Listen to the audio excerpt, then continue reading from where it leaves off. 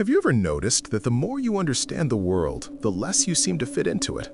You sit in a room full of people laughing, and while they are enjoying the moment, you are busy deconstructing the mechanics of their joy.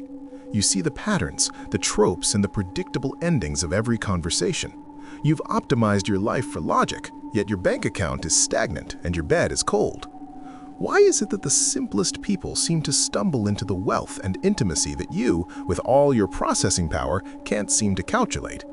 Is it possible that your intelligence isn't your greatest asset, but actually the very sophisticated security system keeping you locked inside a high-end prison of your own making?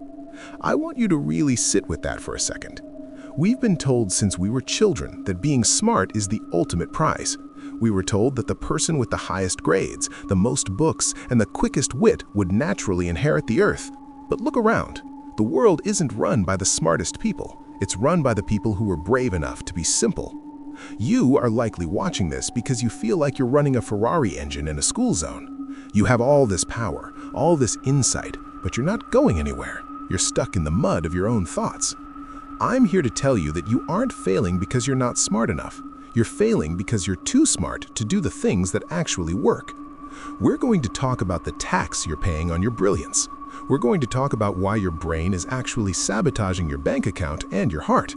And most importantly, I'm going to show you how to step out of that beautiful, lonely tower you've built for yourself and finally start living in the world instead of just thinking about it. Think about a king from a long time ago. This king was terrified of making a mistake. He wanted to be the most enlightened ruler in history. So before he would make a single law or lead a single charge, he decided he needed to understand everything. He built a library that was larger than his palace. He spent 40 years in there. He studied the stars. He studied the soil. He studied the ancient languages of people who had been dead for 1,000 years.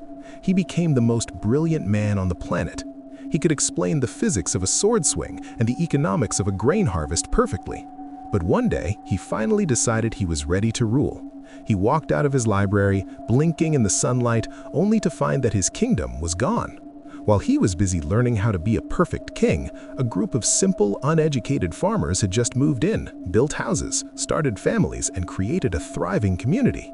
They didn't know the physics of the sword, but they knew how to hold one. They didn't know the economics of grain, but they knew how to plant it. The king had the map, but the farmers had the territory. This is exactly what's happening to you. You are the king in the library. You are so busy trying to optimize your life, trying to find the perfect business strategy, the perfect workout routine, or the perfect way to talk to someone you like, that you are letting the actual experience of life pass you by. You are waiting for a certainty that doesn't exist. There's this feeling, isn't there? It's like being behind a thick sheet of glass. You can see everyone else on the other side. They're messy. They make mistakes. They say stupid things. They invest in businesses that seem risky. They fall in love with people who aren't logical matches for them. And yet, they are the ones getting the promotions. They are the ones with the deep, soul-filling relationships. They are the ones who seem to be vibrating with life. You, on the other hand, are safe behind your glass. You're analyzing them. You're judging them. You're telling yourself that they're just lucky, or that they're too dumb to see the risks.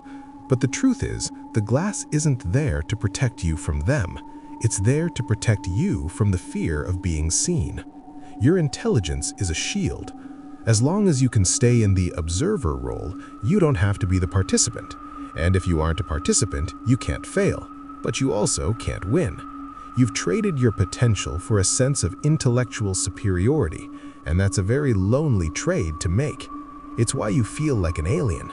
It's why you feel like you're watching a movie instead of living a life. Let's talk about why this keeps you poor. In the world of money, there is something I call the complexity tax. High IQ people love complexity. We love systems with 12 different moving parts. We love secret strategies that only we are smart enough to understand. But the market? The market hates complexity. The market rewards the person who can solve a simple problem for a lot of people as fast as possible. While you are spending 6 months researching the perfect logo and the perfect legal structure for a business you haven't even started, a simpler person has already sold a basic product to 10 people. They failed 9 times, learned 10 lessons, and made $1,000 while you were still adjusting your spreadsheet. Your brain tells you that simple is stupid. It tells you that if it's easy to understand, it must not be valuable. But that is a lie your ego tells you to keep you from having to face the possibility of rejection. If you build a complex system and it fails, you can blame the system. If you try something simple and it fails, you have to blame yourself. Your intelligence is literally making you too scared to be basic, and being basic is often the first step to being rich.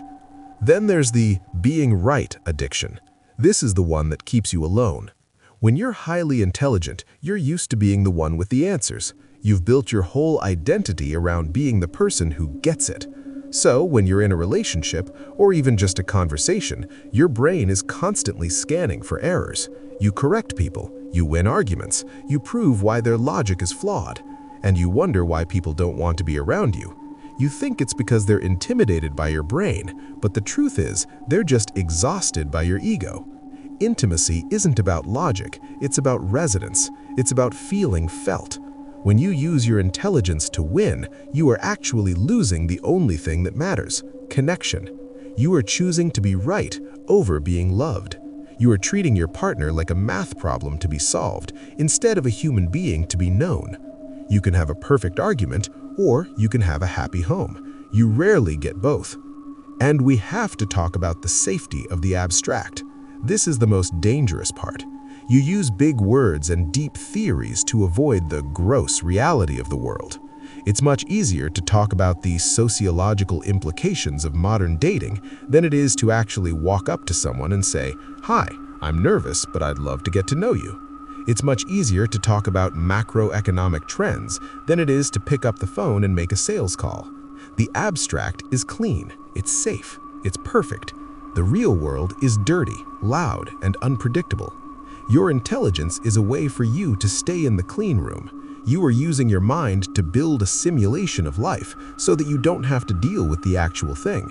But you can't eat a simulation. You can't hug a simulation. You can't build a legacy in a simulation.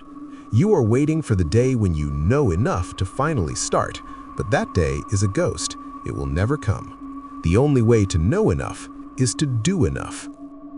So, how do we fix this? How do we break the glass? It starts with something I call the stupid hour. I want you to commit to 1 hour every single day where you are intentionally, unapologetically stupid.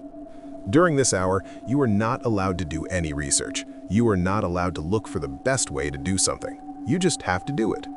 If you want to start a business, use that hour to call someone and try to sell them something, even if you don't have a product yet.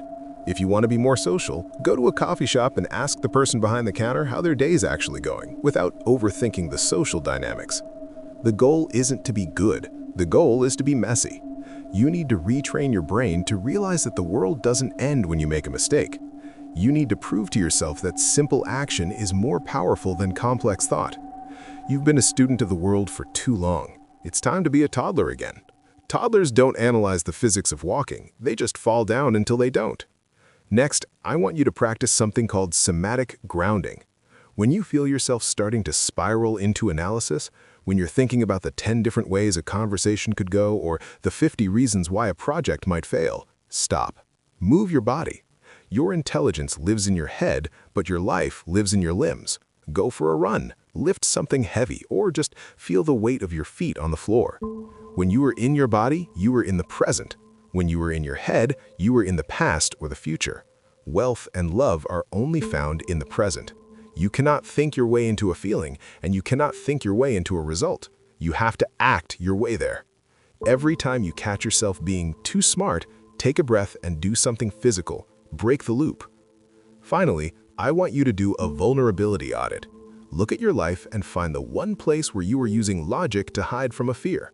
Maybe you're saying you're not ready to launch your business because the market is volatile. That's a logical sounding lie. The truth is you're scared of being rejected. Maybe you're saying you're single by choice because you haven't found someone who meets your intellectual standards. That's another logical sounding lie. The truth is you're scared of being seen and found wanting. Find that lie, name it, and then do the thing that the lie is trying to prevent. Don't wait for the fear to go away. It won't. Fear is a sign that you are finally doing something real. Your intelligence has been trying to protect you from that fear for years, but it has also been protecting you from your own greatness.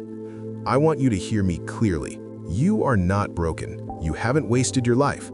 You've just been using a very powerful tool for the wrong job. Your mind is a beautiful thing, but it's a terrible master. It's time to take the crown off your head and put it in your pocket. You don't need to be the smartest person in the room anymore. You just need to be the person who is most alive. You've been misled into thinking that your value is tied to your ability to process information. It's not. Your value is your presence. Your value is your willingness to be human, to be flawed, and to be here.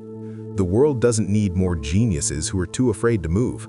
It needs you. It needs your heart, your hands, and your messy, beautiful effort. We've spent this time looking at the walls you've built with your own brilliance. We've seen how your need to be certain has robbed you of the chance to be rich, and how your need to be right has left you alone.